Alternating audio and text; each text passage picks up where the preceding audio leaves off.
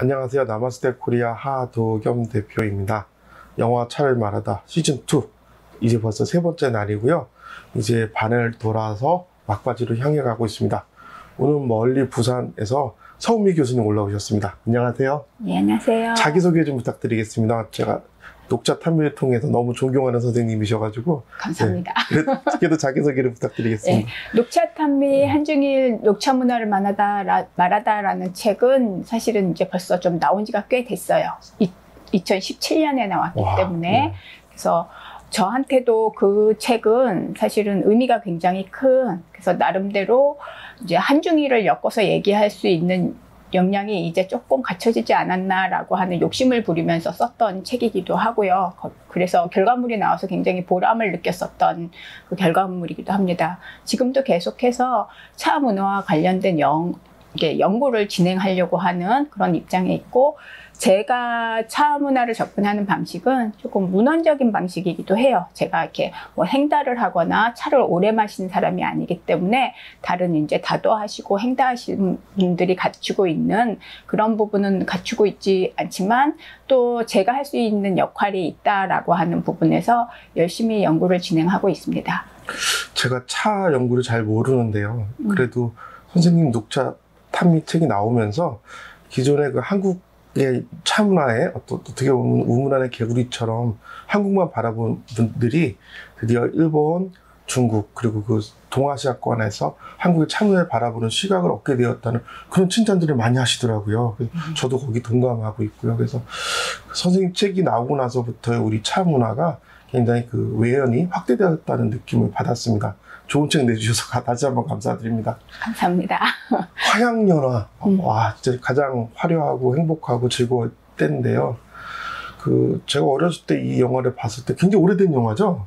2000년도 작품이죠. 네, 저기 대학 졸업하고 봤던, 네, 한참 됐긴 했지만 그래도 참 너무나 좋았던 영화예요. 왕가희 감독이고 장만욱, 양조위 나오는 그룹 영화잖아요. 그래서 보고 있으면서 영화를 저렇게 만들어야 돼 이런 생각이 들 정도로 참 명작인 것 같아요. 왕가희 감독이 홍콩 감독으로 굉장히 감각적인 영화를 만들었었던 것 같아요. 근데 이제 그 왕가희 감독 영화 중에 사실은 이 화양연화가 가장 대중적인 작품 아니었나 저는 개인적으로 그렇게 생각을 해요. 왜냐하면은 저는 이제 작품을 여러 개 보기는 했지만 이제 이렇게 촬영 기법이나 연출 기법이 사실은 호불호가 갈리는 방식이기 때문에, 그리고 속도감도 상당히 사실은 있었어요. 그래서 어떤 사람, 왜 특히 이제 이렇게 스토리를 대사로 말해주는 걸 선호하시는 분들은 사실은 굉장히 꺼렸던 영화기도 사실은 한 것 같아요. 화양연화 같은 경우는 이제 속도는 조금 줄었지만 그 왕가희 감독이 갖고 있는 그런 연출력은 상당히 돋보였던 영화였었던 것 같아요. 그리고 이 영화의 장점이 알고 보면 더 많은, 모든 것들이 그렇기도 하지만 자세히 보면 굉장히 많은 것들이 내포되고 있는 왕가희 감독의 이 연출법 자체가 사실은 그래요. 말해주지 않는 속에서 알아낼 수 있는 많은 것들이 담겨 있는 영상이라고 하는 특징이 있어서 사실은 이 화양연화에서 차가 나오는 장면은 그렇게 주목되는 장면이 사실은 거의 없어요. 그래서 이제 만약에 화양연화를 보신 사람들은 화양연화 갖고 차 얘기를 어떻게 끌어내려고 그래, 제대로 된 다고 하나 안 나오는데 이렇게 얘기하실 수 있을 것 같은데, 제가 이 화양연화가 주는 여러 가지 스타일이라든가 그런 연출법에서 보여주는 숨은 뜻이라든가 내포되어 있는, 그리고 이제 보는 사람이 해석할 수 있는 여지가 굉장히 많은 이런 특징이, 우리가 문화라고 하는 것이 발전할 때 어떤 요소가 있어야지 발전하고 어느 때 쇠퇴하고 또 심지어는 사라지기까지 하는가라고 하는 것을 풀어내기에 굉장히 성격이 맞는다는 생각을 사실은 했어요. 예, 그래서 선택을 했습니다. 원래 봤던 영화고 좋아했던 영화지만 이번에 다시 한번 봤는데요. 다시 봐도 좋은 영화. 벌써 20여 년이 지났잖아요. 그럼에도 불구하고 이렇게 훌륭한 영화를 홍콩 영화계의 가장 최전성기에 만든 영화가 아닌가. 그렇죠. 홍콩 르와르라 그러나요? 그래서 폭력적인 영화가 아닌 영화 중, 물론 이제 다 포함해서 사실은 홍콩 영화의 가장 상징적인 작품이라고 네. 해도 과언이 아니지 않나라고 하는 부분이고 왕조이 감독의 역량이 최고점에 있었던 작품 아닌가 이런 생각이 저 개인적으로 홍콩 듭니다. 반환하고 바로 나온 거죠, 거의.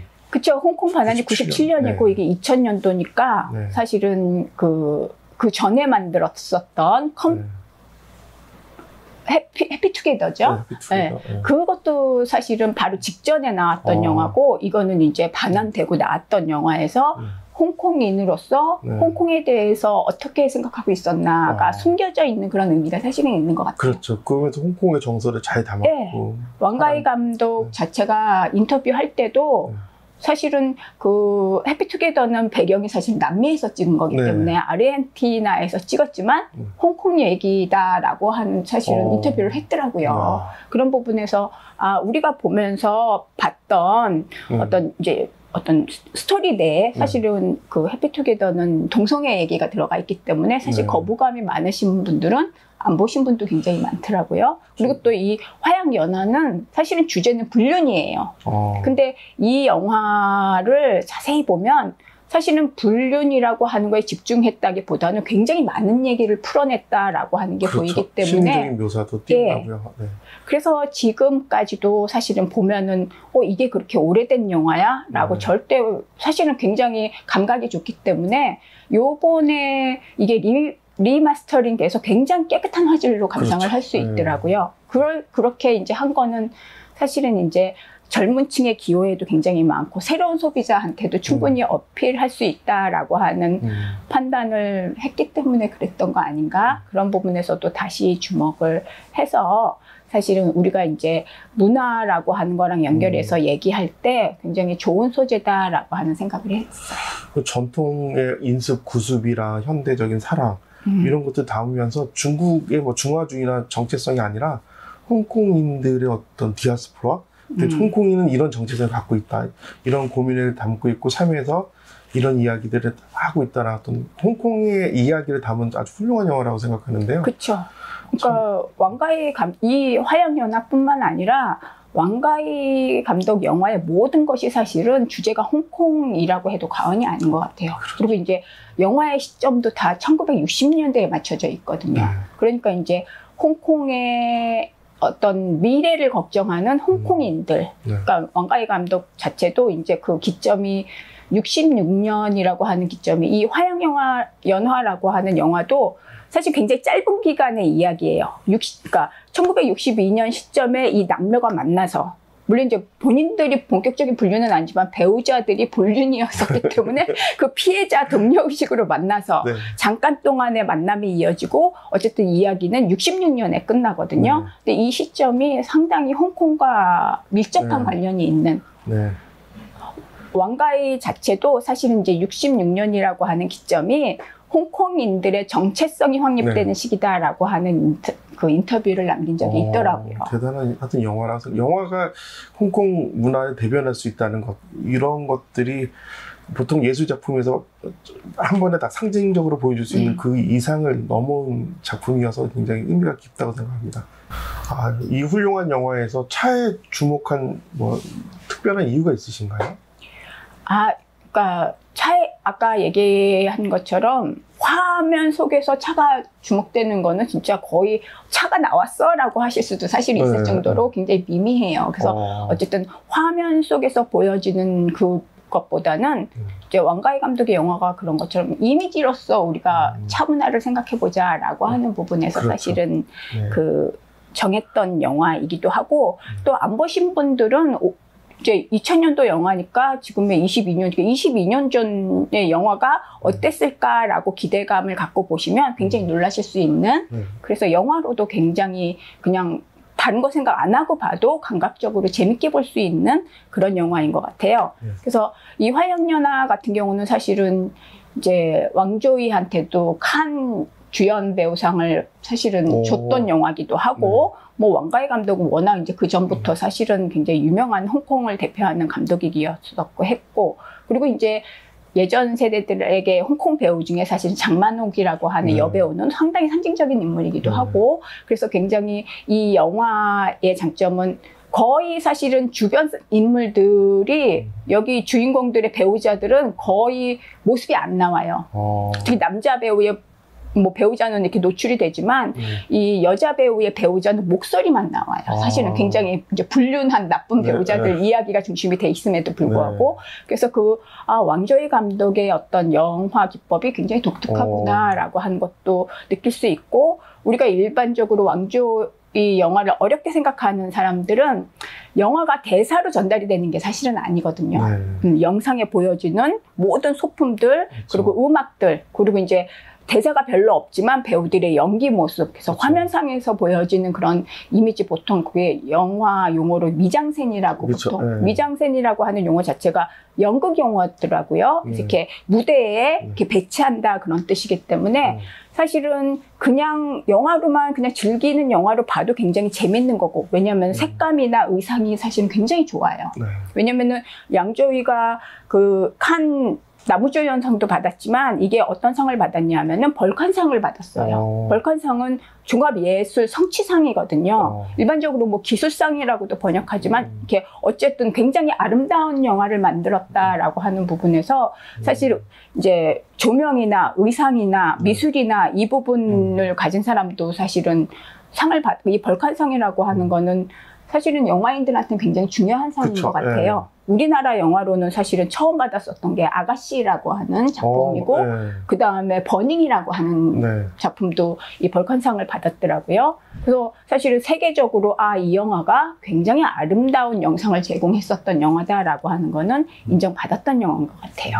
그래서 영화가 굉장히 흔한 불륜이라고 하는 소재를 다뤘지만 여러분들이 이제 예고편 잠깐 보면 굉장히 감각적으로 달아서 그걸 기대하는데 여기에서 그런 어떤 남녀 간의 상혈지사 장면은 거의 없어요. 주인공도 심지어는 애정적인 관계로 스킨십이 있었던 게 아니라 위로의 차원에서 한번 다독거려주는 그런 장면밖에 없기 때문에 불륜이 소재인데 왜 스킨십이 하나도 없어. 그래서 근데 이제 리마스터링 된 어떤 영화 예고편은 이게 흥미를 끌고자 했는지는 몰라도 사실은 굉장히 조금 야한 영화인 것 같은 이미지를 많이 담았더라고요. 이미지만 담고 실제로는 그런 내용은 전혀 안 나오잖아요.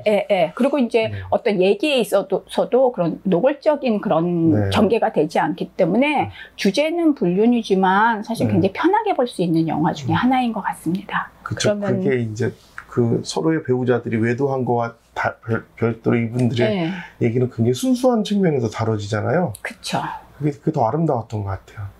근데 그게 이제 여러 가지 이유가 사실 꼭 순수하다고만 볼 수는 없는 인간이 가지고 있는 여러 가지 굴레나 구속이나 뭐 넘고 싶지 않은 선이라고 하는 게 있기 때문에 굉장히 많은 것들을 생각할 수 있는 영화인 것 같아요. 끝내 맺어지지 못한 그 선이 있죠. 그래서 예고편을 잠깐 보고 다시 한번 이야기를 전개해 보겠습니다.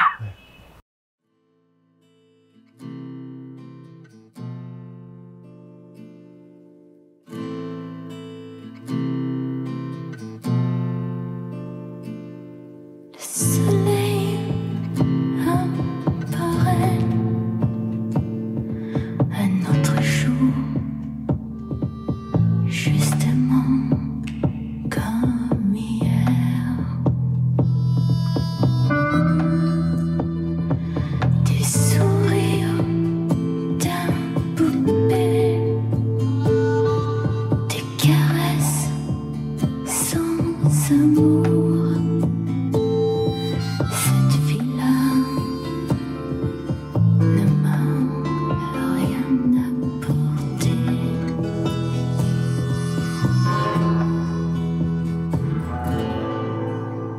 冇諗過你會嚟。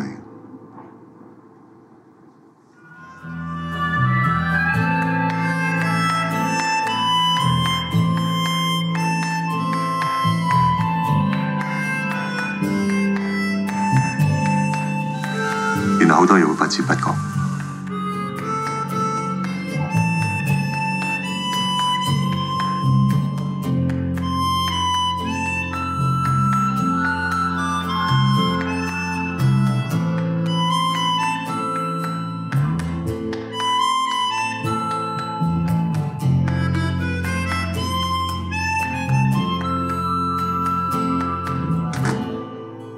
Comment Mustafa accueille? 예고편 잘 봤는데요. 장만옥 그 배우님이 진짜 차 마시는 장면도 나오고 괜찮네요, 되게.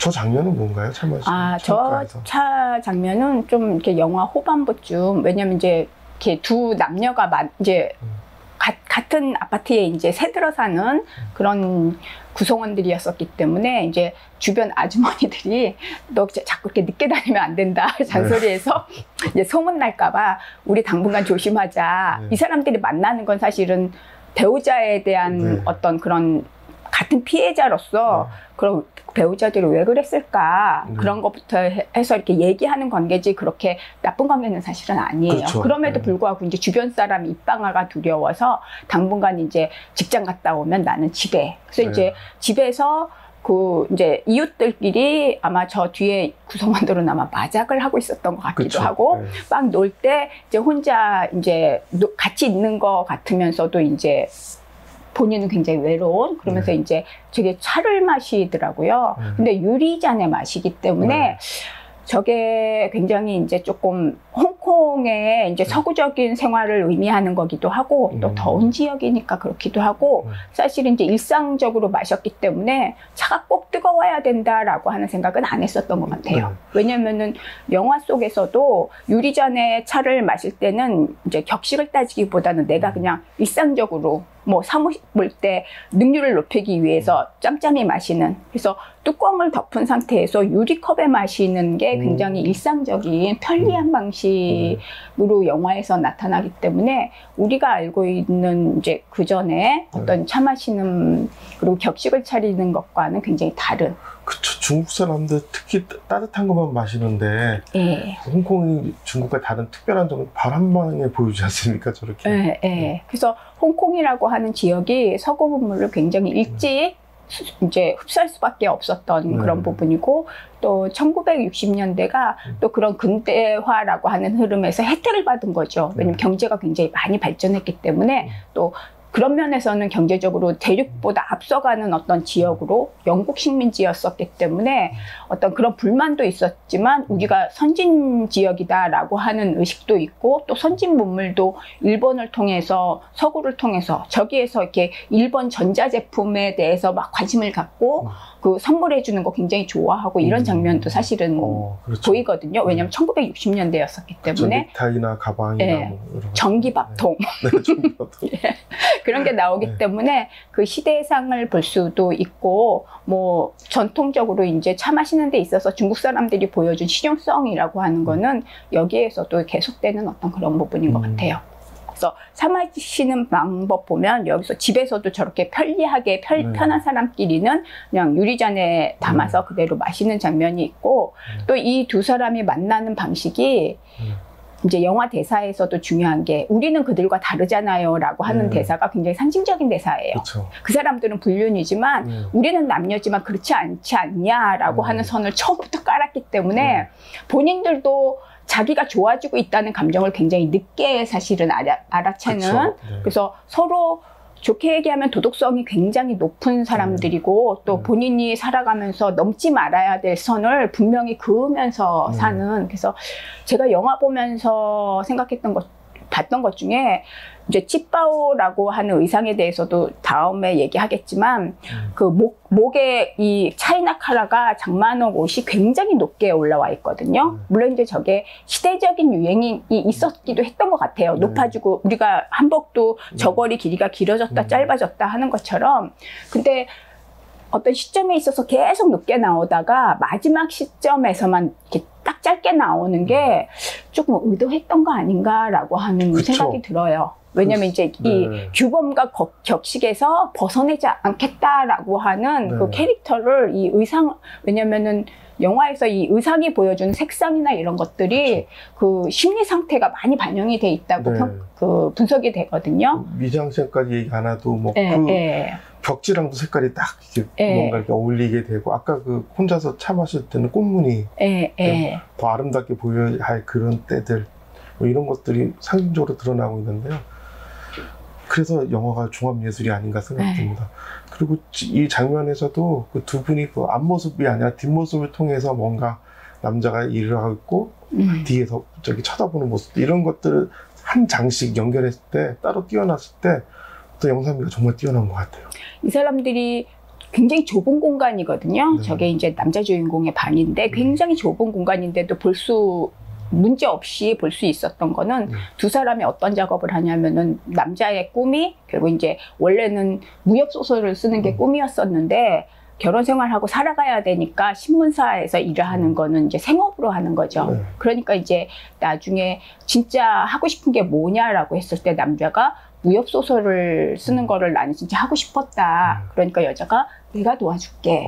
그래서 남자가 쓰고 여자가 읽어보면서 평해보고 이러면서 이제 같은 일을 한다라고 하는 건 굉장히 건전하기도 하고 명분 있는 만남이기 때문에 저런 좁은 방에서 사실 영화 속에서 저기서 둘이 밤을 새요.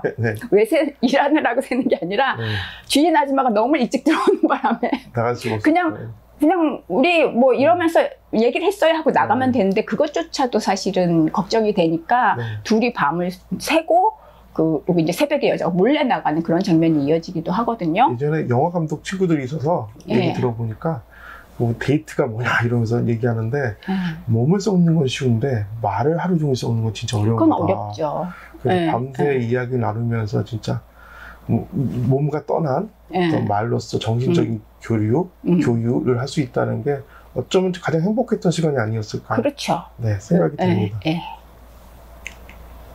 그리고 아까 집에서 유리잔에 아까 일할 때도 저 테이블에 이제 밥도 같이 먹었지만 이제 음료로서 유리컵에 담긴 음료가 보이거든요. 저렇게 이제 뚜껑이 덮여 있는. 그래서 간이실에서 손잡이 있는 찻잔도 있는데 유리잔도 있고 그렇더라고요. 근데 대부분 찻잔에는 뭐 커피 같은 거를 커피 갖다 드릴게요 할 때는 이제 손잡이가 있는 찻잔을 갖다 주는데 일할 때 내가 마실 음료를 가져올 때는 꼭 유리잔에 갖고 오더라고요. 신문사에서 일할 때도 그렇고 저기서 이제 여자 주인공은 이제 어떤 이렇게 회사에 비서로 일하거든요. 그때도 본인이 마시는 건 유리컵에 저렇게 뚜껑 덮어갖고 하루 종일 마시는 그런 차로 이 사람들이 결국 이제 차라고 하는 거는 생활에서 뗄 수 없다라고 하는 거 알 수 있고 뭐 색감이나 의상이나 이런 것들이 사실은 굉장히 감각적이다라고 하는 거는 화면에서도 보이죠. 초록색이 벽색이랑 똑같이 또 옷의 색상을 맞췄네요. 뭐 안정적으로 보이고. 화면의 색깔을 맞추는 그런 것도 있지만 어떤 옷이냐에 따라서 주인공의 어떤 심리도 굉장히 반영한 어떤 그런 부분이 있다고 분석이 되더라고요. 여기도 이제 그 사무실 휴게소 테이블에 저 때는 이제 사장한테 커피 한 잔 타다 드릴게요 하고 나오면서 나름대로 이제 자기 시간을 갖는 그러니까 굉장히 홍콩의 좁은 공간이라고 하는 것들이 영화에서도 보여지는데 결국 답답하지 않게 보여지는 어떤 그런 부분이 있어요. 왜냐면 넓은 화면이 잡히는 경우가 없어요, 사실은.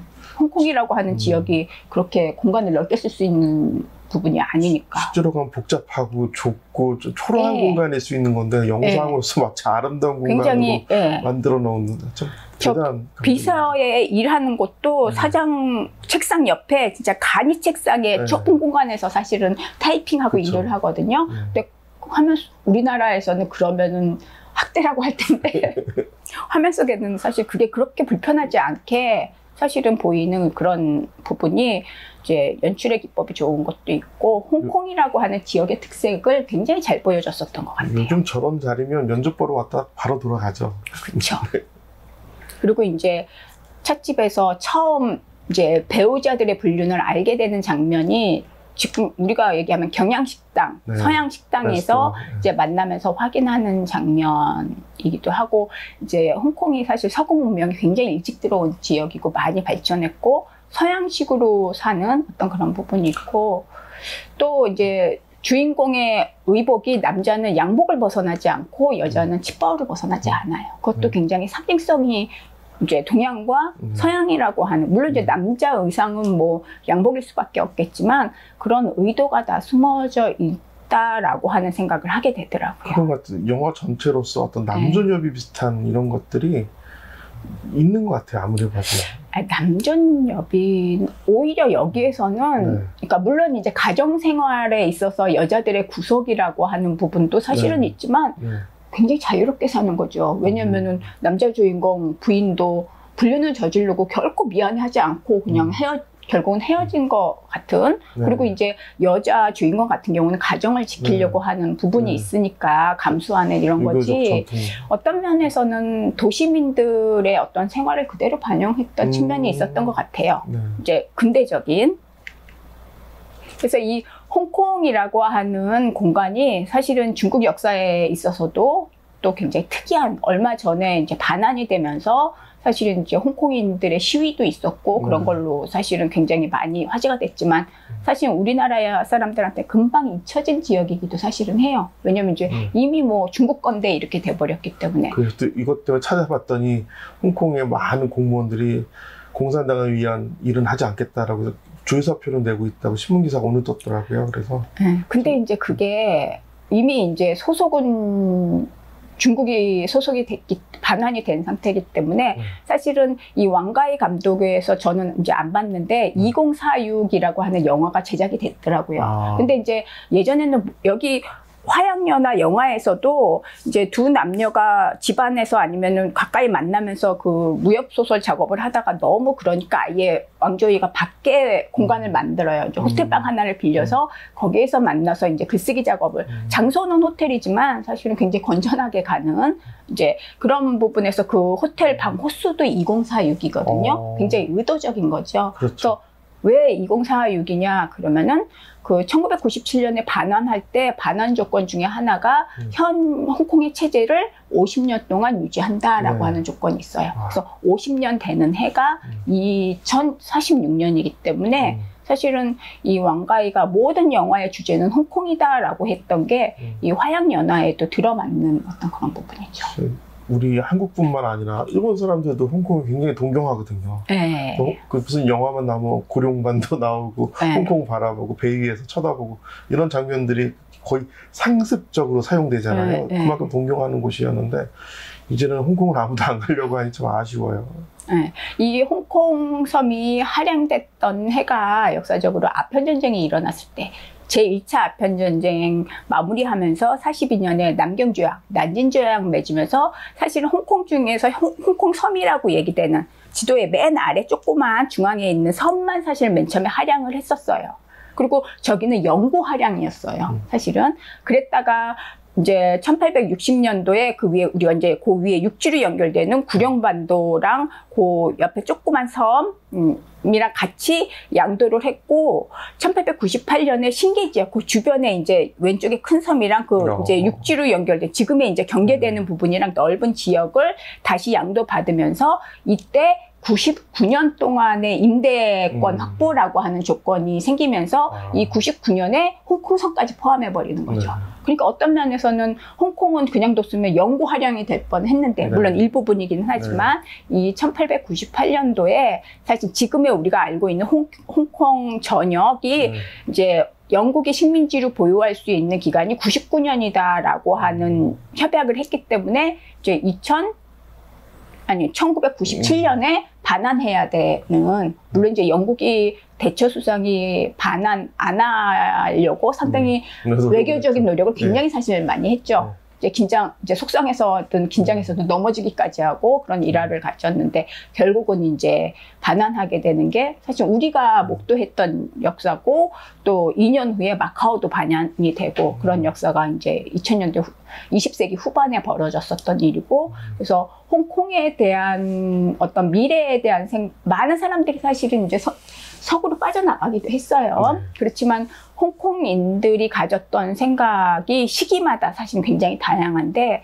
그런 것들이 이 왕가의 영화에 굉장히 많이 녹아져 있어서 뭐 그 전작도 장국영이 이제 사생아로 나왔던 그 영화 같은 경우도 사생아라고 하는 주제 그리고 이제 해피투게더라고 하는 영화의 동성애 또 화양연화 같은 경우도 맨 마지막 장면에 이 장만옥이 어린 아들을 데리고 등장을 하거든요. 거기에 대한 어떤 평가 이런 것들이 사실은 홍콩을 상징하는 그런 의미가 있더라고요.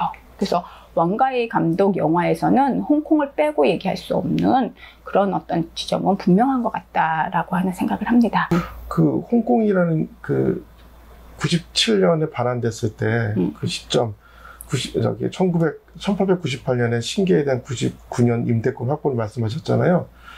그 지금 민주화를 열망하는 홍콩인들한테는 진짜 아쉬운 점이었고, 또 지금 현재 시진핑 정권에서는 어때 그 당시가 어떤 신의 한 수였다고 생각하는데 참 안타까운 일이에요. 그 그 중국 공산당이 이렇게 G2로 상승하면서 열강이 되면서 큰 세력을 확보하면서 동남아나 홍콩은 물론 한국에까지 큰 지대한 영향력을 끼치고 있다는 것들이 어떻게 보면 좀 무시무시한 점도 있는 것 같아요.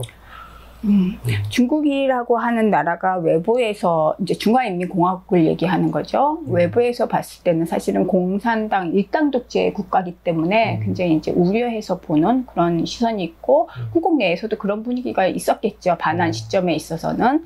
그래서 사실은 현재 시점에서는 뭐 홍콩에 사실은 독립국가의 열망도 분명히 있었고 그래서 이제 중국 체제에 반감이 많은 사람들은 사실은 이제 서방으로 많이 옮겨가기도 하고 그랬지만 홍콩인들은 내가 홍콩인이라고 하는 의식이 사실은 양가희 감독의 영화가 1960년대 시점인 거는 사실 그 시점에 사실은 이제 이전 사람들은 본토 그 중국인들이 체제에 불만을 갖고 옮겨온 사람들이 많기 때문에 임시 거류지라고 하는 생각이 굉장히 강했는데 이제 50년대 말 60년대 태어나서 젊은이로서 60년대 이후를 살아가는 사람들부터는 나는 홍콩인이다라고 하는 의식이 생긴 시점이라고 보통 얘기를 하거든요. 그러니까 그런 사람들 입장에서는 홍콩을 어떻게 해야지 우리가 바라는 체제나 어떤 발전으로 갈 것인가라고 하는 고민을 뭐 20세기, 21세기 오는 이 시점뿐만 아니라 항상 했었던 것 같아요. 그게 1960년대에서도 항상 했고 거기에서는 사실은 이제 중국이라고 할 수도 없지만 중국이 아니라고도 할 수 없는 홍콩의 입장. 그렇지만 중국이랑은 다르기도 한 그런 굉장히 복잡한 성격이 있기 때문에 홍콩의 굉장히 시점마다 살펴보면 재밌는 얘기가 있고 왕가희 감독의 영화에서는 그런 부분이 굉장히 반영이 잘 된 것 같아요. 그래서 전작에서 그 장국영이 사생아로 나왔던 아비정전 같은 경우는 사생아라고 하는 주제가 영화 소재로 굉장히 재미있는 주제이기도 해요. 그렇지만 사실 홍콩의 어떤 성격을 빗댄 그 상징성이 있다라고 하는 것도 분석이 되고, 뭐 동성애도 그렇고 동질적인 부분이 있다라고 하는 부분이 될 수 있고, 여기에서도 화양 영화에서도 맨 마지막에 이제 장만옥이 다시 그 옛집으로 다시 돌아오는 장면에 어린아이를 데리고 오거든요. 물론 이제 사람마다 그 아이가 누구애냐라고 하는 의견은 분분해요. 실제로 그 아이가 사실은 양조위의 아이가 아닐까라고 하는 것들을 감독도 의도했었다고 그러더라고요. 그래서 이제 촬영은 했었는데 편집 과정에서 구태여 그렇게 확정적인 얘기보다는 다양한 해석을 의도해서 넣지 않았다고 그러더라고요. 영화는 끝났지만 뭐 사실 이게 계속 이어질 수 있는 거죠. 사람에 따라서 이 관계는 끝났다. 왜냐하면 나레이션이나 이런 걸로 봐서는 끝난 관계처럼 보이지만 또 아이를 통해서 여러 가지 상황에서 이 관계는 다시 언젠가는 맺어지지 않겠나라고 해석하는 것도 불가능하진 않거든요. 그렇죠. 화양 영화. 예. 그래서 그런 부분에서 거기에서 보이는 뭐 아비정전에서 보이는 사생아, 여기서도 마지막 장면에 어린아이, 그거는 이제 중국이라고 하는 나라의 홍콩이 갖고 있는 성격을 대변한다라고 분석이 많이 되더라고요. 그 친구가 또 화양 연화 시기를 맞이했을 때 아버지와 조우할 수도 있는 거고 그런 영화들을 그래서 대사의 어떤 대사가 아니라 양조위 감독이 그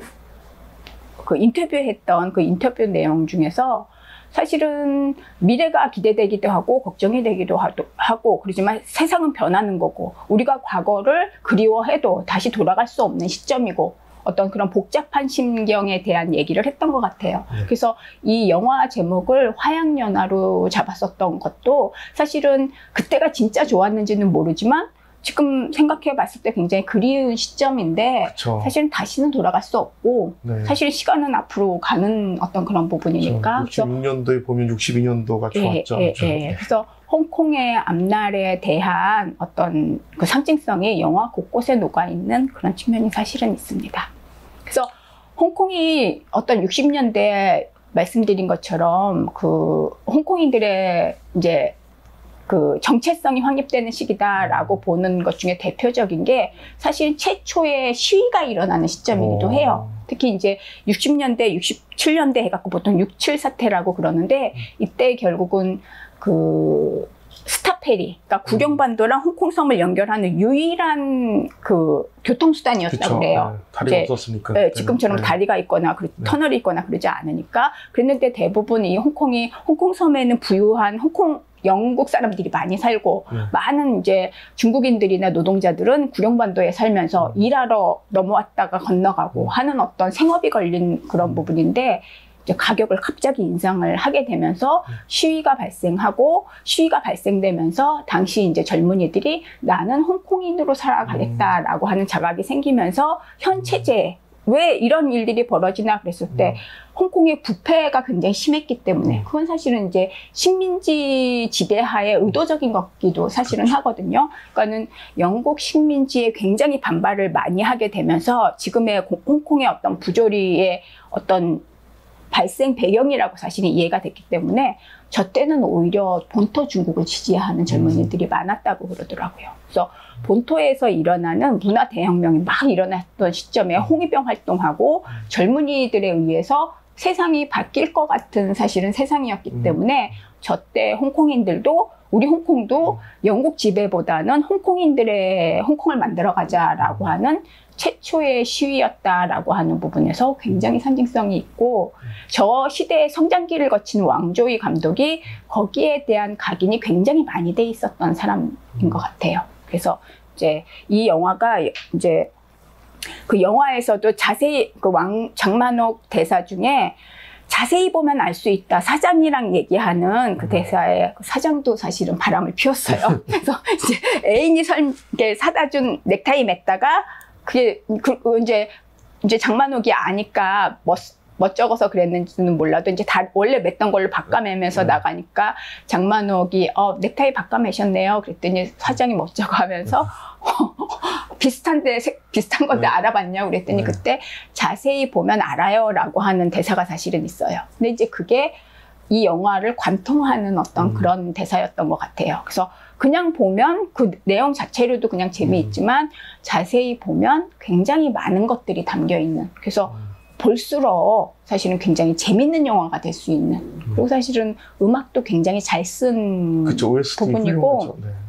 근데 사실은 뜬금없는 이 영화의 제목이 어디서 왔냐면은 화양연화라고 하는 거, 화양적 연화, 화양의 시절이라고 하는 제목의 그 대중가요가 실제로 1940년대 상하이에서 유행했었던 노래라고 그래요. 그래서 그 노래를 사실은 그 영화에서도 나오는데 영화에서 굉장히 특이한 게 영화 속 주인공들이 듣는 음악으로 사실은 나오거든요. 근데 굉장히 뜬금없는 가사예요. 왜냐하면 그 노래 가사는 이제 1940년대 일본 치하하에서 이제 상하이의 회복을 바라는 상하이 시민들의 열망을 담은 거기 때문에 어쨌든 위대한 조곡도 나오고 20년이 지나도 반하지 않는 거에 대한 이렇게 반감을 표현하기 위해서 영화를 쓴 건 아닌가요?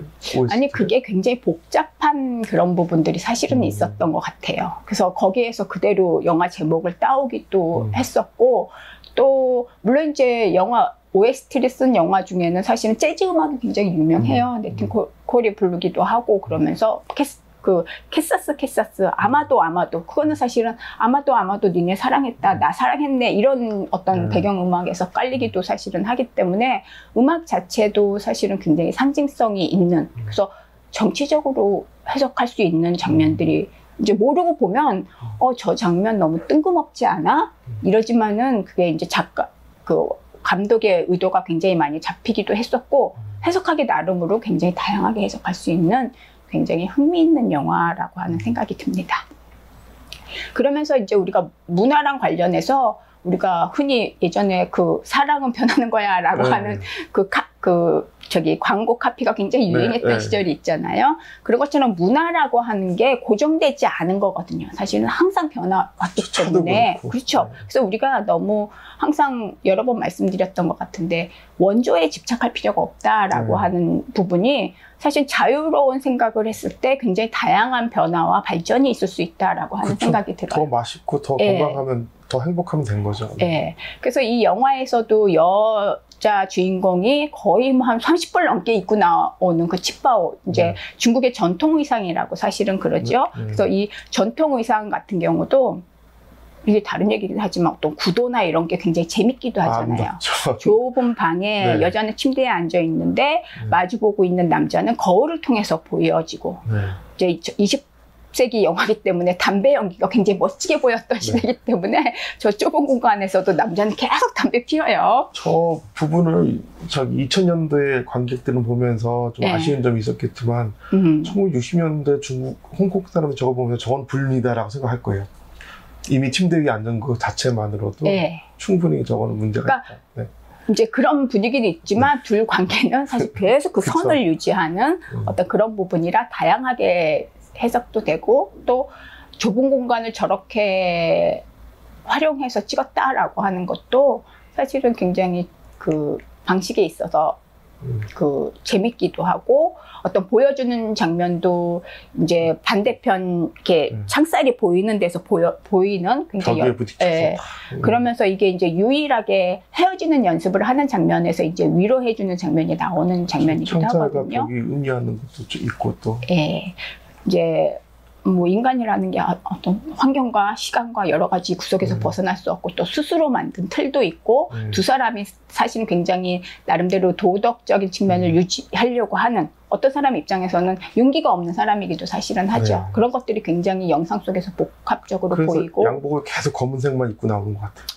그러니까 그게 이제 딱 틀을 벗어나지 않겠다라고 하는 상징인 것 같아요. 남자가 양복 항상 입고 나오고 여자는 치바오를 항상 입고 나오고. 근데 이제 우리가 지금 알고 있는 중국의 치파오는 굉장히 여성적이고 여성의 몸을 굉장히 아름답게 표현해주는 원피스로 기억을 하잖아요. 근데 사실은 저 치파오 같은 경우 뭐 30벌이 넘게 영화에서 나오면서 여기가 이제 계속 이렇게 차이나 카라가 굉장히 높게 턱을 찌를 정도로 높게 나오다가 맨 마지막 장면에서 굉장히 낮게 나와요. 시점이 지났기 때문에 그렇기도 하고 저 때는 굉장히 이제 캐릭터가 이젠 나는 자유로워요 라고 하는 뭐 사랑을 쟁취해서가 아니라 나 스스로 내 삶을 주체적으로 굉장히 자유롭게 살고 있습니다 라고 하는 거를 굴레를 벗어 던진 것처럼 내가 규정했던 데에서 벗어나서 뭐 나쁜 짓을 하겠다는 게 아니라 그렇죠. 내 스스로 자유롭게 만족하게 산다라고 하는 게 저는 표현됐다고 생각을 해요. 그거를 지적해주는 그 평론가들은 없는데 제가 보면서 한 번도 저 앞에서는 저 차이나 카라가 사실은 낮아진 적이 없거든요. 그래서 이제 시점의 차이가 있으니까 유행이 변하기도 하겠지만 단순히 그게 아니라 그 캐릭터의 성격을 확실히 반영한 그런 변화였다라고 하는 생각이 들더라고요. 근데 저 치바오는 사실은 저렇게 몸에 붙는 옷이 아니에요. 그러니까 마지막 왕조가 청나라였었기 때문에 중국인들의 전통 의상은 농경사회 의상이 아니라 사실은 만주족의 이제 북방민족의 의상이 돼버린 거죠. 예. 그래서 활동성이 있는 옷. 그래서 소매폭도 그렇게 넓지 않고 그리고 이제 몸을 보온하고 따뜻하게 하기 위해서 길게는 입었지만 말 타야 되니까 양옆을 트게 되고 그래서 사실 양옆이 튀어져 있는 거지 여자 각선미를 보라고 튼 거 아니거든요. 네, 그래서 사실 남녀가 다 공용으로 청나라 시대에 저렇게 이렇게 두리뭉실하게 길게 입었었던 그런 우리 두루마기처럼 그런 겉옷이에요, 사실은.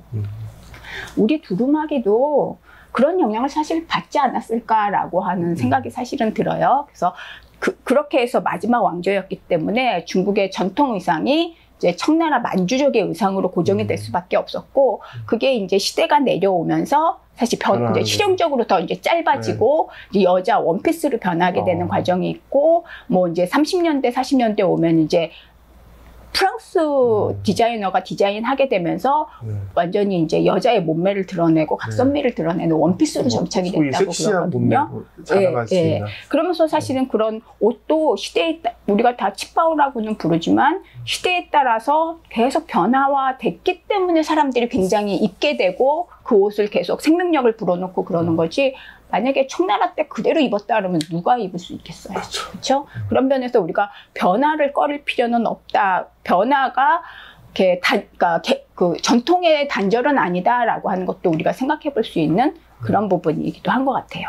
유명한 이 사진은 혼자. 이렇게 20세기에 중국을 휘어잡았다라고 할 수 있겠죠. 송씨 집안에 여자들뿐만 아니라 사실은 그 송 자문이라고 하는 남자 아들이죠. 찰리 송의 아들 같은 경우도 그 장개석 국민정부에 재정 고문을 했기 때문에 사실은 막강한 파워를 휘둘렀던 사람들이에요. 그래서 왼쪽에 이제 송경영이 치파오 입은 사진, 오른쪽에 이제 세 자매도 다 치파오를 입었어요. 그래서 왼쪽에 있는 사람이 송경영이고 가운데 있는 사람이 가장 큰 언니 송애령, 상해 재벌 공상이랑 결혼했죠. 그러니까 그리고 송경영은 송문이랑 결혼했고 송미령은 장개석이랑 결혼했고 그러니까 사실 정계를 휘어잡을 수밖에 없는 그런 인물들이기도 하고 송경영은 사실 이제 본토로 가서 공산당 체제로 들어갔고 두 사람은 이제 대만에서 미국에서 생활하는 이제 자본주의 체제로 왔고 그래서 어쨌든 20세기에도 세자매가 크리스마스 때문에 홍콩에서 만난다라고 하는 소문은 끊임없이 있었던 그런 부분이기도 해요. 그래서 이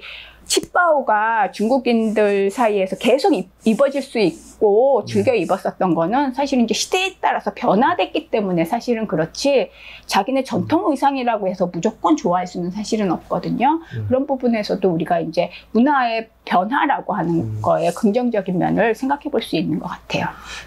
이제 드디어 차 이야기가 나오기 시작합니다. 홍콩이 다양한 요소의 영향을 받았기 때문에 중국적인 요소 또 서구적인 요소도 중국에서 굉장히 일찍 받을 수밖에 없었기 때문에 뭐 영국의 차 문화가 다른 지역보다 굉장히 일찍 들어오기도 사실은 했겠죠. 그래서 홍콩에서 밀크티라고 하는 어떤 영국식 차 마시는 방법도 다른 지역에 비해서 굉장히 일찍 들어왔었던 것 같아요. 그러면서 이제 대중에게도 알려지고 이러면서 홍콩에 또 그 문화를 받아들이면서 홍콩이기 때문에 생겼던 차 중에 하나가 원앙차라고 하는 게 있더라고요. 사실은 이 원앙차는 저도 사실 못 마셔봤고 제가 홍콩에 자주 여행을 갔었던 친구들한테 많이 물어봤어요. 갔을 때 먹어봤냐. 또 홍콩 전문가에게도 사실은 이제 유영아 씨라고 홍콩 산책이라고 하는 책을 썼던 전문가한테도 제가 물어봤거든요. 홍콩 가셨을 때 원앙차 드셔보셨어요? 그랬더니 멋쩍어 하시면서 나 안 먹어봤다고. 전문점에 가야 겨우 볼 수 있는. 그러니까 근데 이제 제가 찾아보니까 서울에는 파는 데가 있더라고요. 이대 앞에 있더라고요. 그래서 요즘 젊은이들이 차에 관심을 많이 가지면서 커피든 차든 호기심과 어떤 맛일까 새롭게 마시는 방식 이런 데 굉장히 오픈되어 있는 것 같아요. 그래서 이대 앞에 저 원앙차를 파는 찻집이 있다 그래서 조만간 한번 가봐서 글로만 봤기 때문에 저게 이제 밀크티를 마실 때 부드러움과 또 커피를 마셨을 때 그런 씁쓸함이 같이 있어서 굉장히 조화가 잘 된다 이런 이제 이렇게 평가가 있어서 홍콩 아니라도 서울에서 한번 맛을 봐야 되겠다라는 생각을 했는데 지금은 이 원앙차가 홍콩의 무형 문화재로 지정이 돼 있기도 사실은 하거든요. 그래요? 네. 근데 이 원앙차가 왜 생겼냐 하면은 홍콩이 사실은 이제 중국과 서구를 연결해 주는 항구로 발전했기 때문에 항구 노동자들이 굉장히 많았잖아요. 이제 기계화 안 됐을 때이기 때문에 뭐 하역이든 이제 승선이든 뭐 이런 것들을 인력으로 했어야 되는 어떤 그런 시대였기 때문에 이제 그러니까 그 항구를 중심으로 해서 일하는 노동자들의 노동 강도가 굉장히 높을 수밖에 없어서 이 노동자들이 즐겨 마시던 차로 시작을 했다고 해요. 저 때는 커피가 더 비쌌겠죠? 사실 1960년대 되면 상당히 저가로 공급이 됐었던 시대이기 때문에 커피도 그렇고 이제 차도 그렇고 그렇기 때문에 이게 이제 등급이 많으니까 비싼 차는 여전히 비싸지만 대중적인 차로서 저가 차들이 이미 공급됐던 시대이기 때문에 저게 문제는 없었을 것 같아요. 차가 차성이 약하고 이러면 밀크티 뭐 우유도 타먹고 저게 맛보다는 힘들기 때문에 식사 시간 사이에 열량을 밀크티 같은 게 열량을 보충할 수 있는 고열량의 차와 또 그 경각심이잖아요. 카페인 효과. 이제 밀크티 같은 경우는 차가 상대적으로 이제 커피보다는 카페인이 약하기도 하고 우유까지 탔기 때문에 사실은 각성 효과가 적을 수밖에 없고 오후에는 홍차가 최고죠. 그러니까 사실 커피를 같이 넣어서 열량 공급과 이제 각성 효과를 같이 볼 수 있는 굉장히 강한 효능을 보려고 했었던 노동자들이 결국은 짧은 쉬는 시간에 한 잔 딱 그렇죠. 먹고 기력도 회복하고 그렇죠. 사실은 이제 정신도 바짝 들어서 이제 후반부 노동을 잘해야 되는 우리가 농사 지을 때도 막걸리 노동주로 마시는 것처럼 노동음료. 네, 저 노동차. 당시 노동자들이 중간 식사 시간 뭐 사이사이 너무 힘드니까 각성을 위해서 마셨던 사실 어떻게 보면 조금 처절한 음료기도 해요. 요즘 보이차 가지고도 생차, 숙차, 뭐 노차 가지고 브랜딩 해서 먹긴 하는데요.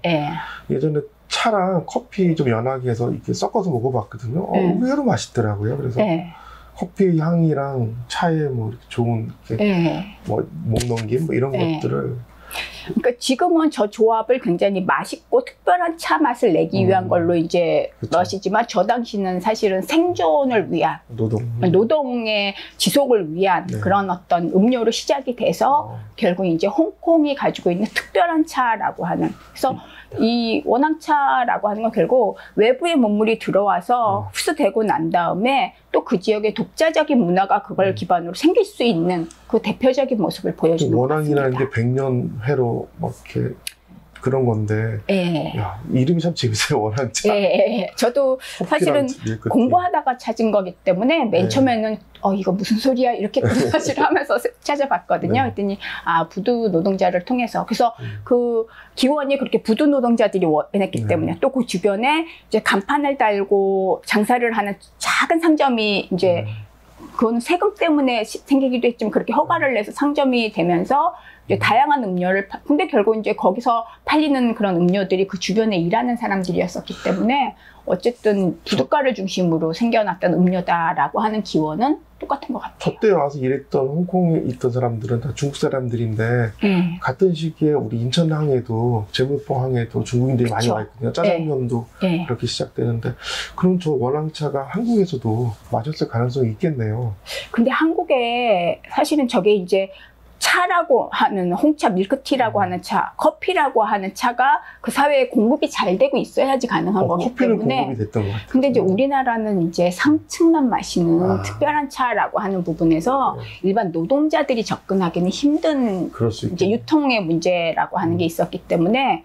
근데 이제 홍콩 같은 경우는 이제 무역항으로서 발전하게 되면서 그런 공급이라고 하는 부분이 상당히 원활했구나. 그리고 이제 그 안에서 홍콩이기 때문에 생겨났었던 그리고 막 발전하는 항구를 중심으로 한 산업이 발전했던 지역에서 생길 수 있는 그런 아주 독특한 수출입 무역의 허브였으면 가능했다. 그래서 이제 다음에 홍콩에 갈 기회가 있으면 꼭 가서 현지에서 한번 마셔보면은 감회가 색다를 것 같다라고 하는 생각이 듭니다. 홍콩 달러 남은 게 있는데 쓰지 못할까 봐 걱정인데요.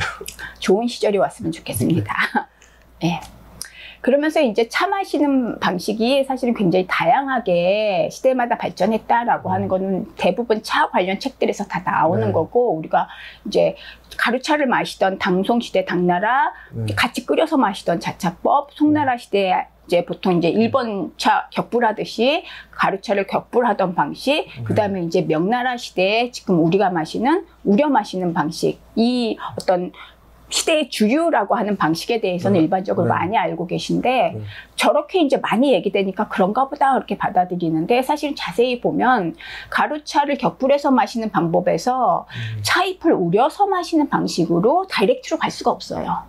그쵸. 그래서 저도 맨 처음에 공부했을 때는 모든 책들이 저렇게 설명이 돼 있기 때문에 그런가 보다라고 봤다가 어느 정도 조금 배우고 나니까 저게 다이렉트로 갈 수 있는 방법이 아닌데 물론 이제 차 마시는 방법이라고 하는 거는 저게 그 시대의 주류적인 방법이지 굉장히 다양한 방법이 사실은 있기는 해요. 근데 이제 다양한 방법이 주류가 되기 위해서는 그 루트가 사실은 있어야 되겠잖아요. 그래서 그런 것들을 설명 안 한다는 거는 참 이해가 안 된다라고 하는 생각을 하게 되면서 과정이 하나 교육되어 있으면 안 되죠. 그렇죠. 그래서 이제 관심을 갖다 보니까 그 중간에 우리가 전다법이라고 부를 수 있는 일본의 센차 뭐 이런 거. 근데 이제 이 전자나 점자나 끓일 자자나 이런 것들이 이제 어떤 기록에서 굉장히 혼재돼서 쓰이는 어떤 그런 부분이 있는데 저때 점다법 다음에 그러니까 점다 이제 격불하는 방식에서 전다법으로 넘어가는 어떤 시대가 언제냐? 그러면 원나라 시대예요. 그러니까는 이게 이런 설명이 결국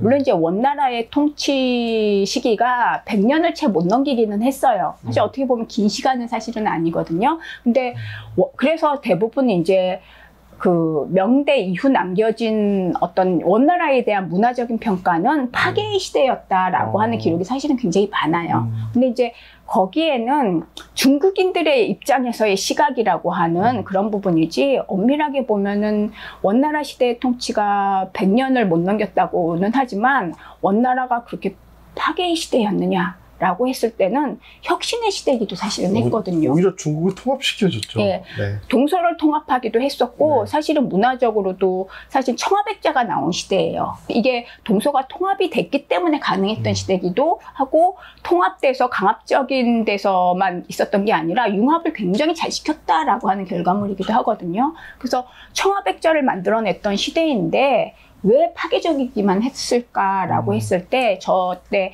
원나라 시대의 전다법은 어떤 방식이냐면은 차잎을 끓는 물 속에 살짝 넣어서 빨리 우린 다음에 마시는 방법이에요. 그러니까 결국은 이제 입차를 주로 쓰는 시대가 됐는데 결국 이제 아직은 유념 단계가 강하지 않기 때문에 사실 포다법으로 가려고 하면은 이 유념 비벼서 이제 그 차잎의 성분을 겉성분 이렇게 감싸 있는 셀룰로이드 성분을 많이 파괴시켜줘야지 뜨거운 물에 우려놨는데, 이제 원나라 시대의 책 서적 보면 이제 이게 유념 과정이 들어가기 시작한 그런 초기 어떤 기록이 남겨 있거든요. 그래서 사실은 그냥 우리기는 아직 우려하지 않기 때문에 사실 이제 당나라 시대처럼 이렇게 펄펄 끓이지는 않지만 끓는 물에 넣었다가 얼른 드러내서 데쳐서 먹는 거죠.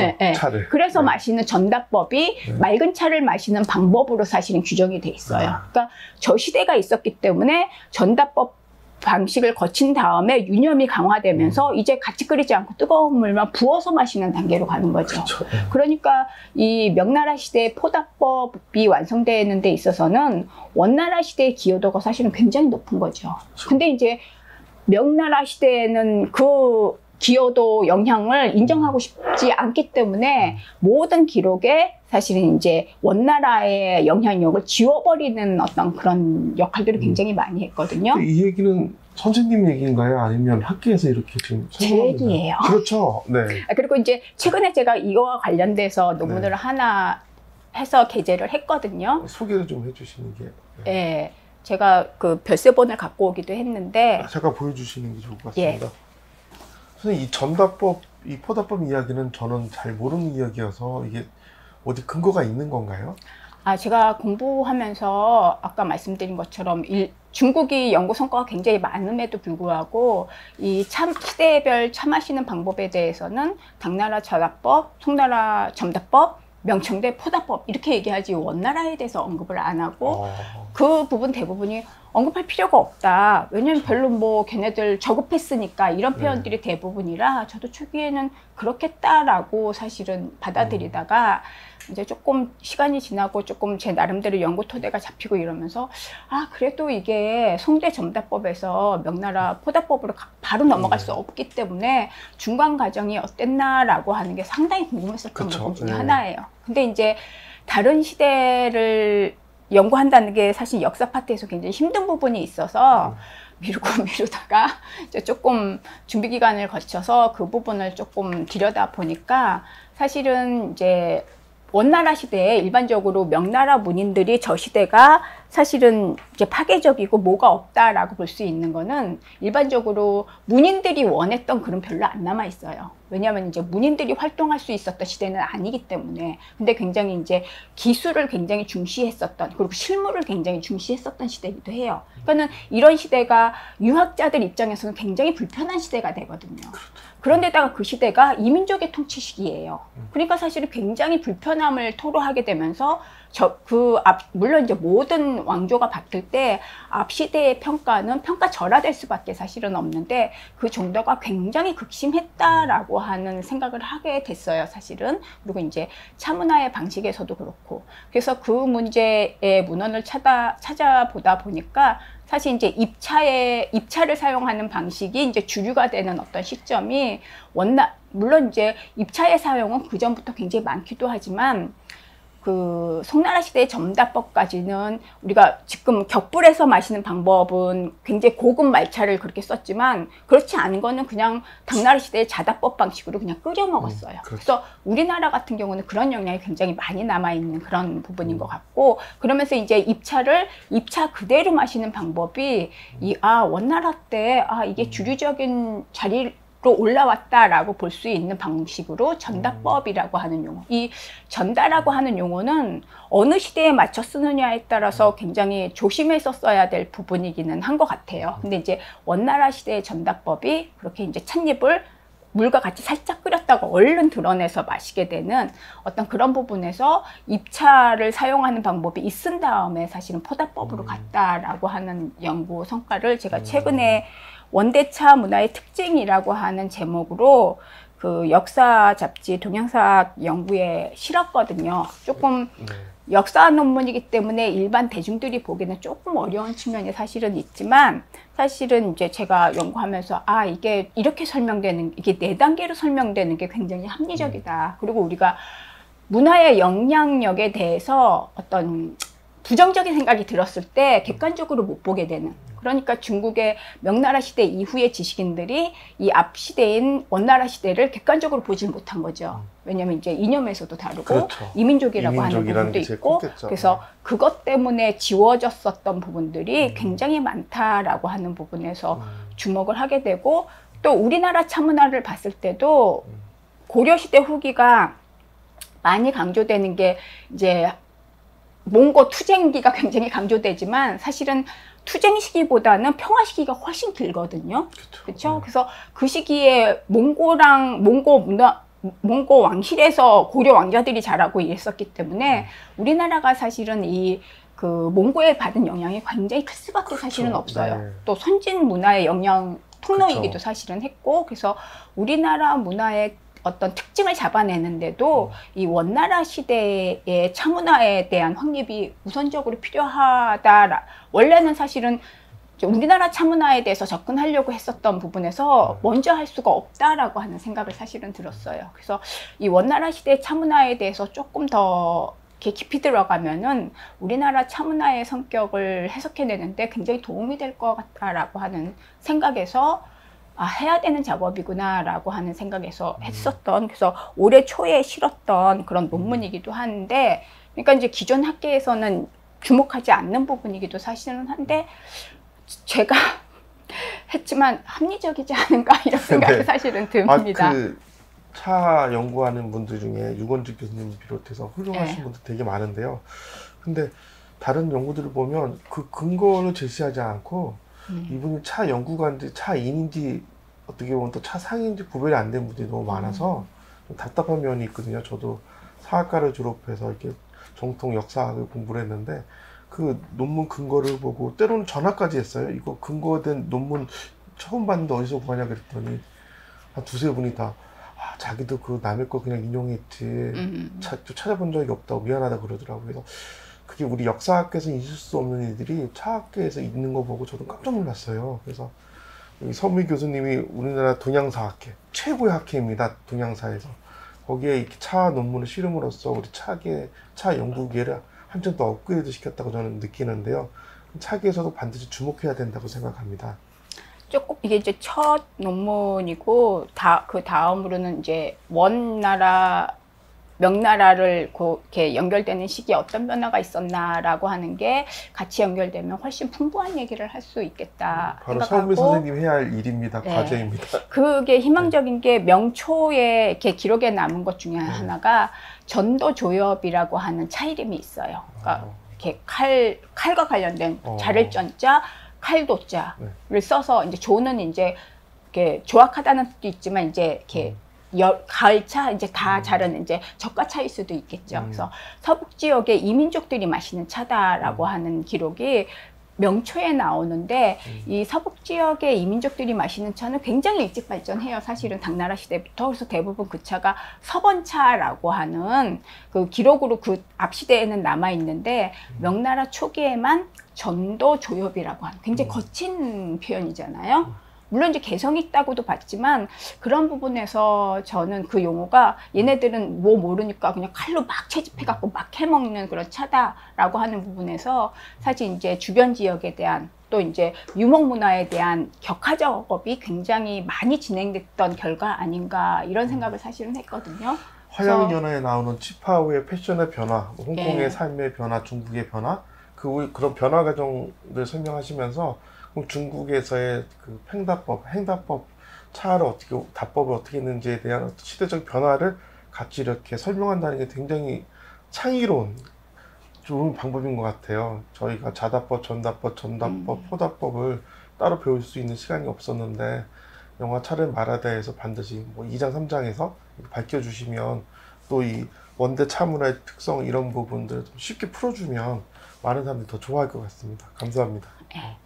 저 아까도 말씀드린 것처럼 전다라고 하는 용어는 일본에서 쓰였을 때랑 또 원나라 시대에 쓰였을 때랑 차이가 있기 때문에 항상 그 용어를 쓸 때 어떤 시점에 어떤 지역으로 쓴다는 구별을 해야 되고 사실 저 용어는 굉장히 일찍부터 나오는 어떤 용어기도 하기 때문에 모든 걸 통틀어서 설명할 수 있는 건 사실은 아니에요. 근데 어쨌든 시점에서 원나라 시대 때 저게 맑을 청자 써서 청차라고도 얘기 사실 되거든요. 그래서 이제 가루차를 마시던 시대에서 우려서 맑게 마시는 방식으로 가는 데 있어서 원나라 시대의 전다법, 청차라고도 표현했던 맑은 차 마시는 방식이 사실은 확립돼 있었기 때문에 그렇죠. 기여도가 굉장히 높았다라고 우리가 인정을 해야 되고 문화라고 하는 거는 주체가 바뀔 수도 사실은 있죠. 그렇죠. 항상 중국에서는 차 문화는 중국인들이 발전시켰다라고 하는 입장을 견지하려고 하는 게 너무 강하니까 영향을 받았다라고 하는 걸 굉장히 꺼렸기 때문에 사실은 발생됐던 문제 아닌가라고 하는 생각을 하게 됐습니다.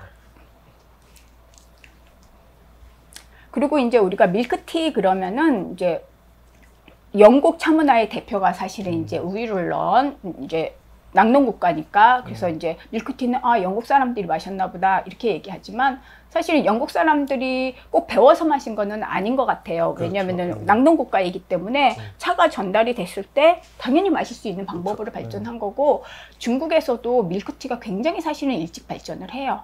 이제 국경 넘어서 유목민족 지역으로 차가 전달이 됐을 때 이미 당나라 후반에 무역으로서 굉장히 각광을 받았던 상품이기도 하거든요.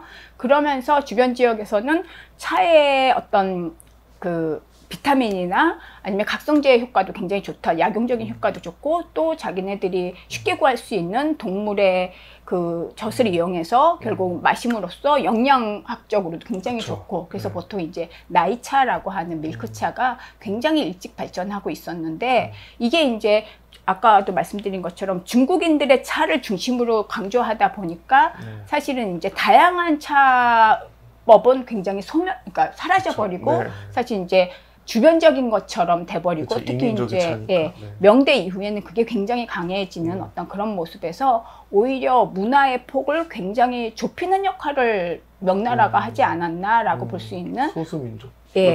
그런 부분인 것 같아요. 그래서 문화 여기서도 제가 이제 화양연화라고 하는 영화를 택한 게 사실 어떤 변화라고 하는데 능동적인 면이 있는 것들이 시대를 그게 꼭 좋은 결과물을 나오지 않더라도 시대를 이겨내고 시대를 통해서 어쨌든 나가야 되는 방향이기 때문에 굉장히 좋은 방법인데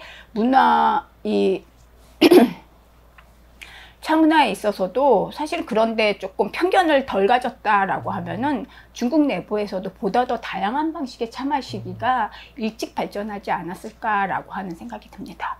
그래서 이 원나라 시대 때 그 서번차라고 하는 유목민족들이 마시는 차, 그래서 이제 버터를 넣기도 하고 우유를 넣기도 하고 곡물을 넣기도 하고 이 원나라 시대는 동서교역뿐만 아니라 육로회로가 굉장히 많이 발전했을 때이기 때문에 차에 들어가는 소재도 굉장히 다양해지는 시대예요. 그래서 심지어는 해양에서 들어오는 향료를 넣어서 마시기도 하고 또 향차가 굉장히 발전했었던 시기라 가양만 하는 방식도 굉장히 다양해요. 그쵸. 그리고 이제 가양하는 방식이 있고 향차라고 하면은 향만 가양하는 경우도 있지만 또 그 가양한 꽃을 같이 해서 이제 그렇죠. 마시는 방식도 있고 그래서 굉장히 다양한 차가 발전했었던 시대다라고 하는 부분에서 우리가 100년 정도밖에 안 됐다고 해서 무시할 수 있는 시대는 아니었구나라고 하는 것을 엄청 긴 시대죠. 그 당시에 100년은. 이제 어떻게 네. 보면 100년이라고 하는 시기가 짧을 수도 있지만 네. 문화의 각인이라고 하는 부분에서 충분했던 시기였고 사실은 영향력이 컸다라고 볼 수밖에 없는, 그리고 발전할 수 있었던 거는 사실은 몽고 지배라고 하는 게 어떤 면에서는 굉장히 지역 문화를 존중했었던 그런 부분이 있었다라고 하는 부분에서도 이 시기가 가지고 있는 강점 아니었나. 그거를 그 뒤시기 시대에서 그대로 이어받았다라고 하면은 물론 이제 역사에서 가정을 할 필요는 없지만 사실은 그러면은 굉장히 동양 역사가 달라졌을 수 있는 그런 시점이기도 하지만 사실 그 다음 시대가 농업사회로의 회귀라고 하는 방향성을 가지고 있었기 때문에 안정성은 확보하면서 갔지만 시대의 흐름에는 굉장히 역행하는 시대였기 때문에 우리가 그 부분은 굉장히 자세히 들여다볼 필요가 있는 것 같아요. 특히 라마 불교 영향이 컸기 때문에 그 종교와 같이 차문화도 많이 보급되었을 가능성이 있기 때문에 그렇죠. 네, 불교 문화가 네, 워낙 강하게 영향을 지배하고 그 정신세계를 오롯이 담을 수 있는 차문화가 있기 때문에 분명히 문화 수용력이 컸던 시기였다고 생각합니다. 그래서 굉장히 다양한, 원나라 시대 때 굉장히 다양한 방식의 차 마시는 방법이 있거든요. 그래서 이제 수유차라고 하는 밀크차도 사실은 굉장히 다양한 소재를 섞어서 마시기도 하고, 또 아까 얘기했던 이제 전다법이라고 하는 방식도 청차, 맑은 청차 해갖고 사실 그 방식이 그럼 이제 전차로도 표현이 되고 청차로도 표현이 되거든요. 그래서 저게 이제 명나라 시대의 포다법으로 연결될 수 있는 다법이구나라고 하는 생각이 들고, 굉장히 동서교역, 육로회로의 발전이 굉장히 컸기 때문에 차에도 굉장히 소재가 다양해지는, 그래서 범위가 커지고 이전 시대에 위조차라고 얘기했었던 그런 게 이 시대에는 이제 차라고 하는 범위로 들어오게 되는 그런 시기였기 때문에 최근 우리나라에서 젊은이들이 그 범위를 넓히는 작업을 하는 것처럼 중국에서 저 시대가 그런 범위가 굉장히 확장됐던 시기구나라고 하는 생각을 하게 됩니다. 틀에 바뀌어가지고 변화를 원하지 않던 시대랑 다양한 뭐 선진 문화를 받아들여 수용해가지고 새로운 문화를 창조하는 몽골이랑 좀 다르죠.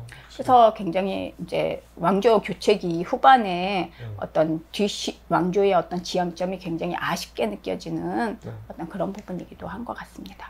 그래서 여러 가지 자료가 이제 처음에 접근할 때는 이게 자료를 찾을 수 있을까라고 생각을 했는데 문학적인 작품은 거의 없어요. 사실은 문인들이 활동을 많이 안 했기 때문에. 그렇지만 이제 실용서적의 기록이 남아있기 때문에 오히려 굉장히 구체적인 이 차를 어떻게 만들었느냐라고 하는 방법이 이 실용 뭐 백과사전, 황실의 이제 그런 식품 관련 서적 이런 거에 굉장히 구체적으로 나와 있기 때문에 사실은 오히려 구체성을 확보하는 데는 다른 시대보다 더 편리했던 그런 부분이 있고, 이거는 이제 몽고가 차문화를 받아들이는 게 사실은 이제 거란 여진을 통해 사실 점다법을 받아들이고 이제 그 중국 방식이죠. 그리고 이제 서북 지역으로 가게 되면서 이제 유목민족들의 이제 수유차를 받아들이고, 그리고 이제 내지로 들어오면서 중국인들의 어떤 방식도 받아들이면서 사실 이 수용성이 굉장히 좋았던, 기술을 중시하고 지역 문화를 적극적으로 받아들이는, 그거는 사실은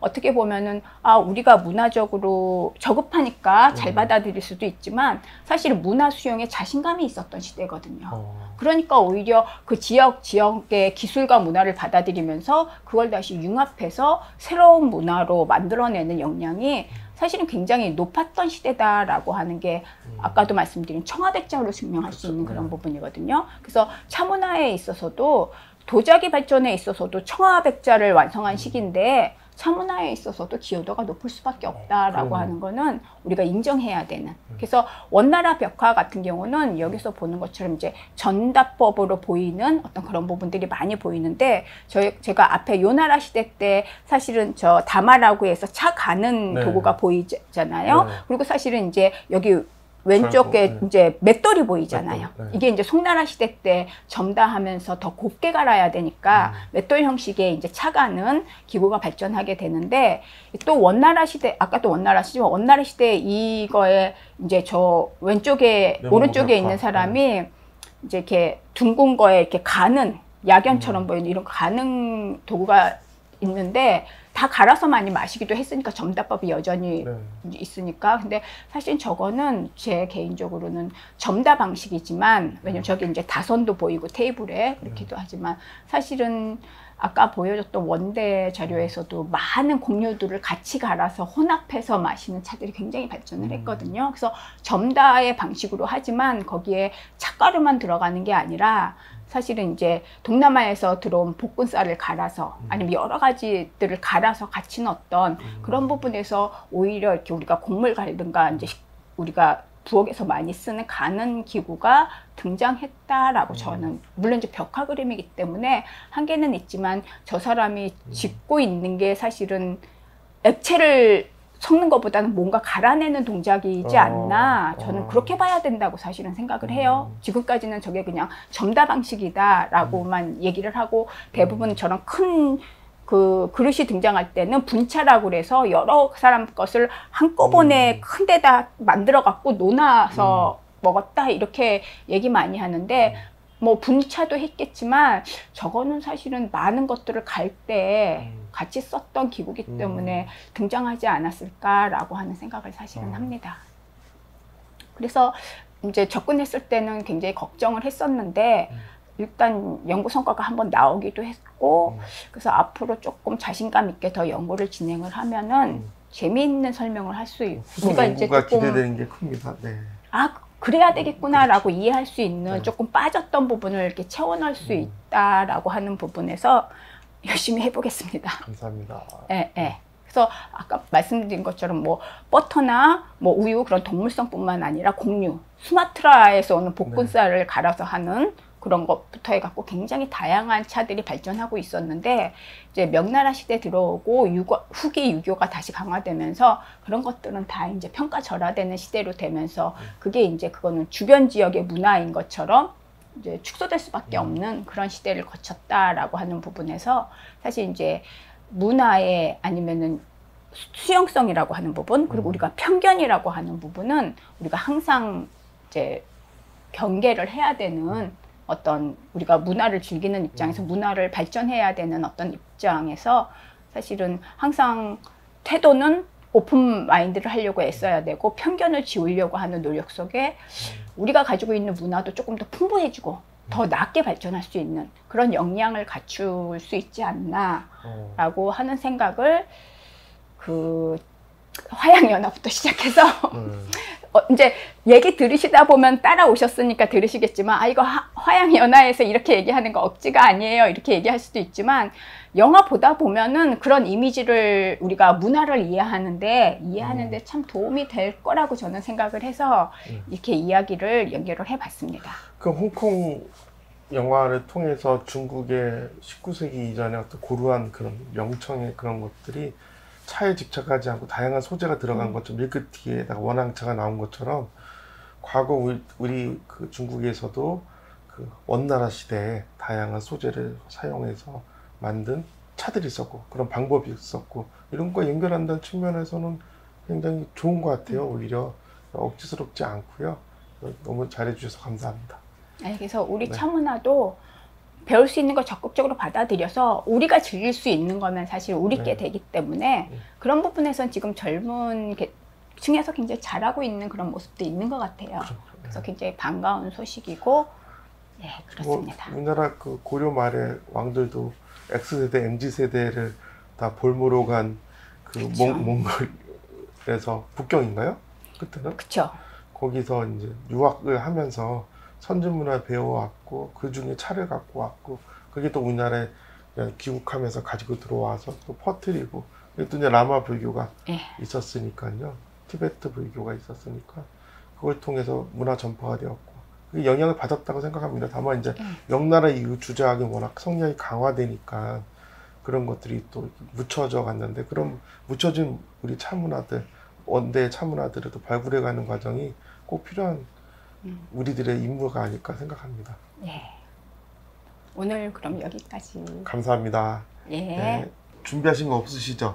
아, 이렇게 홍콩을 얘기하고 밀크티, 수유차를 얘기를 했는데, 사실은 우리가 많이 사 마시기는 하지만 직접 타 마시지 않기 때문에 뜬금없지만 오늘은 품질 좋고 사람들이 굉장히 관심 있어하는 보이차 소개해 드리죠. 네, 그 경상남도 진주에 가시면 20여 년의 역사를 가진 죽향이라고 하는 찻집이 있습니다. 차 교육도 하시는 곳인데요. 원래 진주가 차문화로 유명한 곳이잖아요. 거기에 김형점 대표님께서 저희 그 차문화 이렇게 소개한다니까, 영화 차를 말하다 소개한다니까 이걸 하나 보내주셨어요. 드셔보시라고. 너무 감사해서 소개하려고 합니다.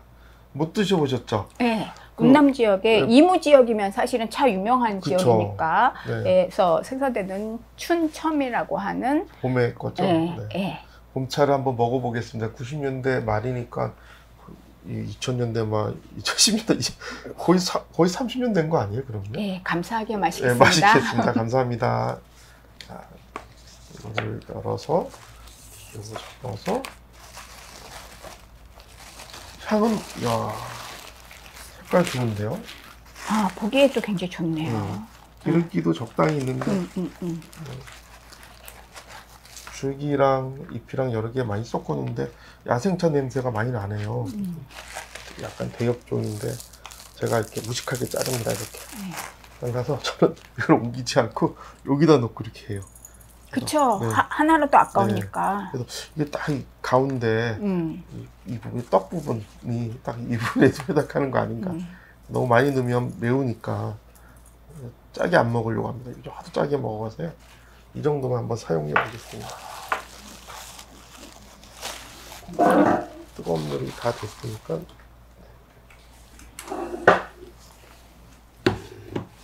처음에 가볍게 세차를 하고요.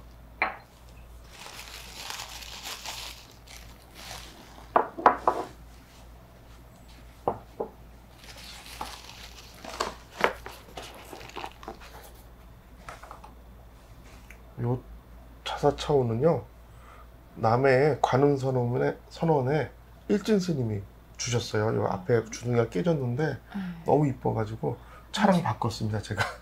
앙증맞게 그래가지고. 사이즈가 네. 모르시는 분들은 저걸로 차를 우려 마실 수 있을까 걱정하시겠네요. 네. 오래 쓰셔가지고 차에 보이차에 그 길이 잘 들어가. 기름이 밖으로 네. 이렇게 새어나와서 광택이 됐지 않습니까? 네. 별로 많이 닦지도 않으셨는데 너무 좋더라고요. 그래서 차가 맛있을 겁니다. 아주. 제가 첫 잔, 두 잔 다 버리고요. 세 번째부터 먹을게요. 왜냐하면 지금 시간도 없고 제일 맛있는 거 먹기 위해서 감사합니다. 또 먼지도 없애야 되고 혹시라도 뭐 나쁜 게 있을지 모르니까. 네.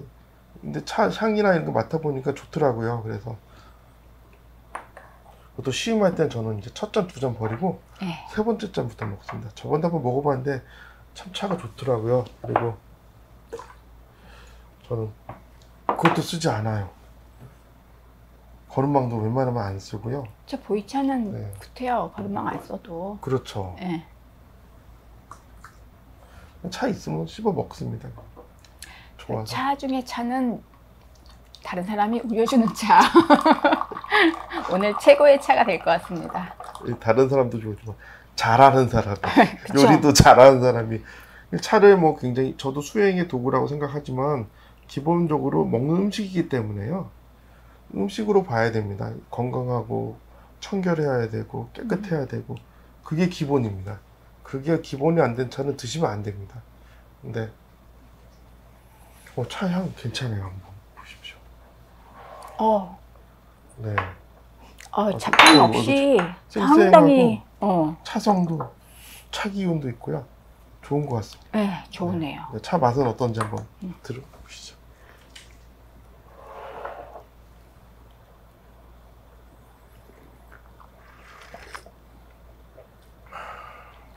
상당히 부드러운, 네. 부드럽게 넘어가는. 고산미도 있고 단맛도 뒤에 나고 또 적당하게 바디감도 있는데 약간 가벼운 편인데요. 제가 느끼기에는 저는 사실은 이런 스타일이 좋은 것 같아요. 바로 빼서 그럴 수도 있습니다. 향이 조금 강하게 나는 거는 조금 마실 때 좀 힘든 그런 부분이 있는데 부드럽기도 하고 지금 조금 연하게 타주셨으니까 더 저한테는 잘 맞는 것 같아요. 아주 좋은 차입니다. 이거 지금도 맛있지만 10년, 20년 지나면 좋은 노처가 될 것 같습니다. 오늘 수업 정말 감사합니다. 네, 감사합니다.